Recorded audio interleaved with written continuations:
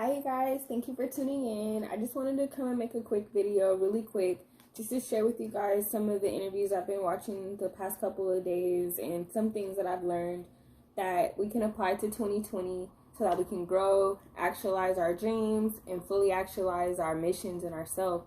So that, with that being said, I'm just going to jump right into it.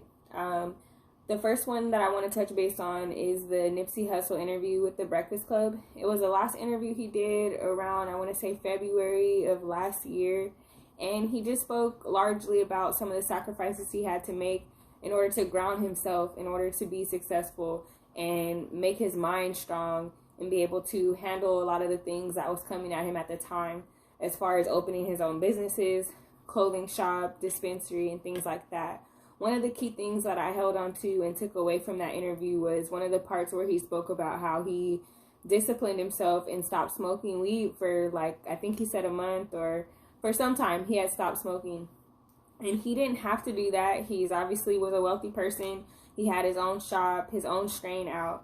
And the reason that he said that he did that was because he felt like when he'd interact with people and meet with people in board meetings and things like that that did not smoke, he felt that they had an edge on him, or they were able to they had more mental strength than him because they didn't have such a need to be comfortable. And don't quote me, I'm not saying it word for word. You have to go back and look at the interview. I will link that below.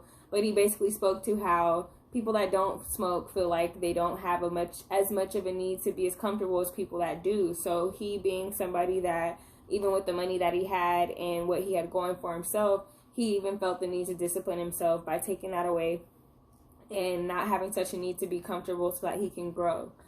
Another thing that I want to touch on is the interview with Freeway Rick, where he talks about, and this interview was with Live TV, where he talks about the importance of being able to see so that you can visualize and work toward your goal.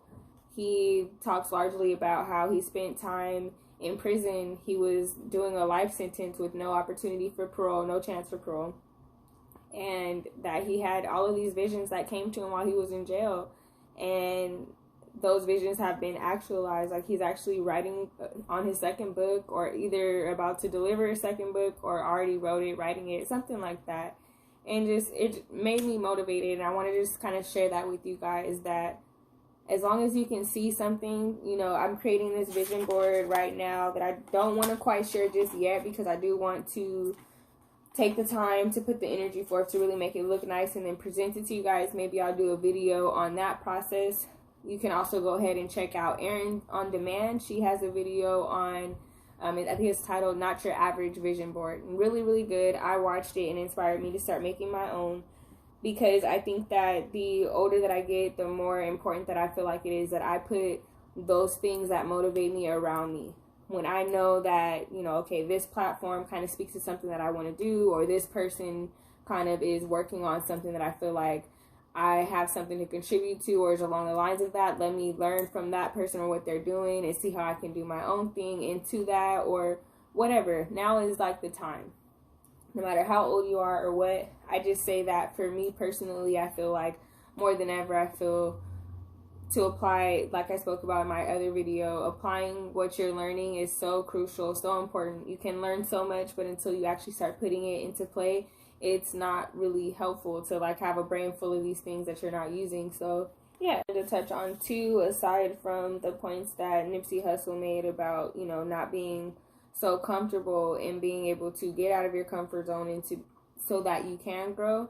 Also wanted to talk about the fact that I have learned that needing so much guidance can deter you from moving in the right direction. So getting advice is great, learning from others is great, but having to do that so much to where you don't take your own opportunities to learn and grow, it really deters you from being on your track and moving with direction, because everyone is going to share their advice from their perspective, how it worked out for them, what they did and whatnot. But that doesn't mean that because that's their perspective, that it's necessarily going to play out like that for you. So some things you just have to just kind of try and see. Of course, learn from everything else that you see around you. Don't just go and do something that you know is not wise to do, but definitely learning to trust your intuition so that you can move in the right direction and not necessarily need so much guidance to do that. I think R.C. Blake said it too, where it's the job of a pastor or somebody that is leading you is to be able to lead you to be able to lead yourself and not necessarily depend on that person. So to where you have your own trust for your intuition, that internal guide, whatever it is, your higher power, things like that, to where you don't have to rely on a specific person. I think more than ever that is very important. And yeah, I wanted to just kind of share that real quick. So just tuning in live real quick. I'm back, we back, she's back, Meanie Bean, tuning in live. Y'all have a good night. See you next time in the next video. It changes the game. It really does. So, 2020, I'm also going to link the